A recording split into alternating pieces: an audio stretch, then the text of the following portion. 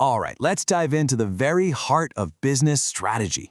We're talking about the fundamental choices that make the difference between incredible success and, well, total failure. Let's get into it. You know, it's really the ultimate question in business, isn't it?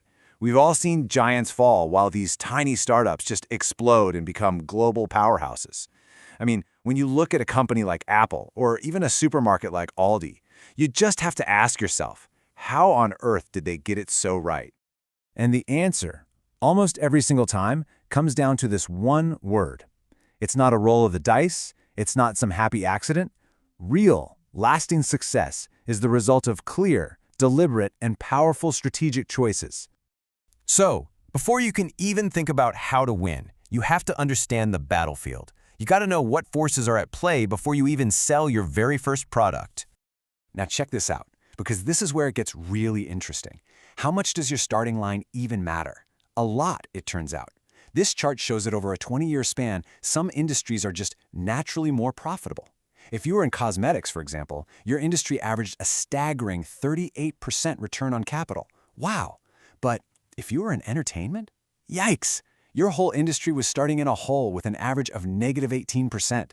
So the industry you choose has a massive impact on your potential for profit right from the get-go.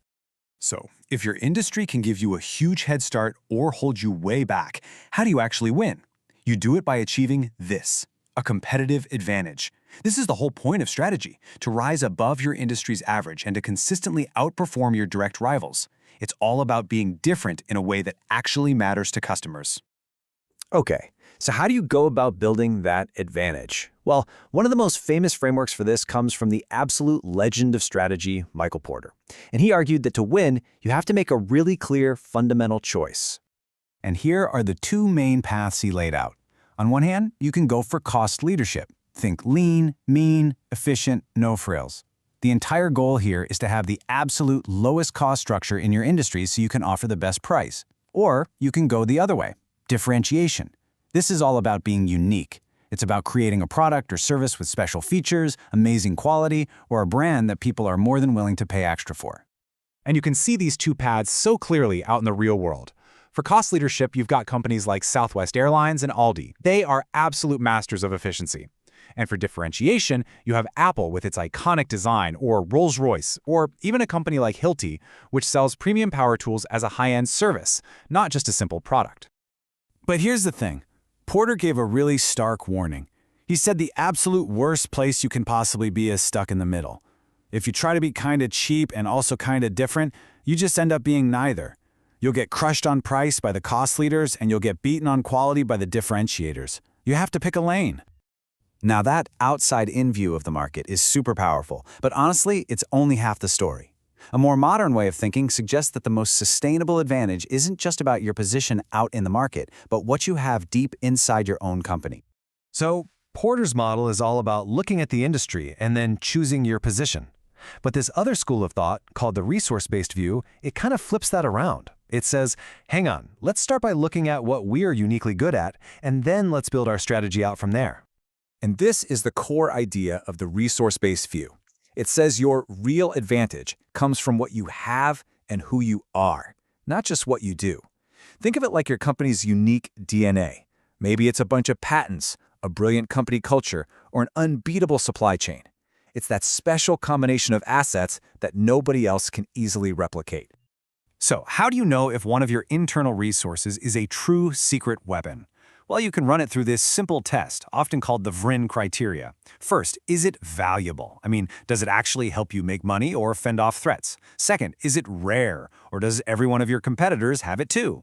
Third, and this one is key, is it inimitable? Is it really, really hard for your rivals to copy? And finally, is it non-substitutable? Can they just find a different way to get the same result? If you can say a confident yes to all four, then you've probably found a source of long-term competitive advantage. But here's the big twist. In the 21st century, that whole idea of a sustained advantage is itself being challenged. The game, it turns out, never, ever ends. The truth is, the market just moves too fast these days. Technology changes in a blink, customer tastes shift overnight. What made you a winner yesterday can make you totally irrelevant tomorrow.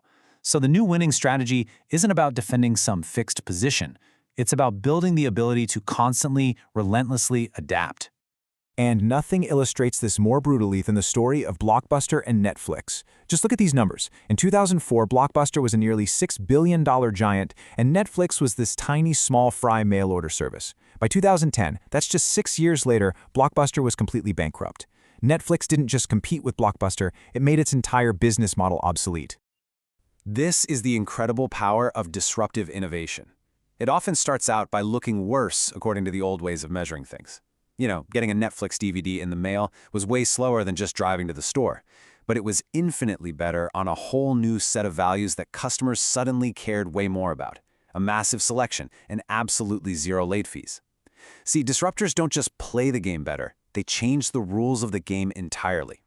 And this is exactly why even the smartest leaders can miss it.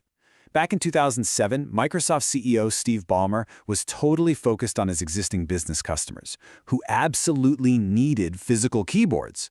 So he judged the first iPhone by the old rules and just saw it as an expensive toy. He just couldn't see that Apple was creating a whole new set of rules for a massive new market that was about to be born. So, how do you survive in a world of constant disruption? You do it by developing what strategists now call dynamic capabilities. It's not about the assets you have anymore, but how you use them. It's the ability to sense change coming over the horizon, the speed to seize those opportunities before anyone else does, and then having the courage to reconfigure your entire business to stay ahead of the curve. And that leaves us with the final and most crucial takeaway. Strategy isn't some destination you just arrive at. It's a continuous, never-ending journey of adaptation. Because in the art of advantage, the game is never truly won. The only question that matters is, what's your next move?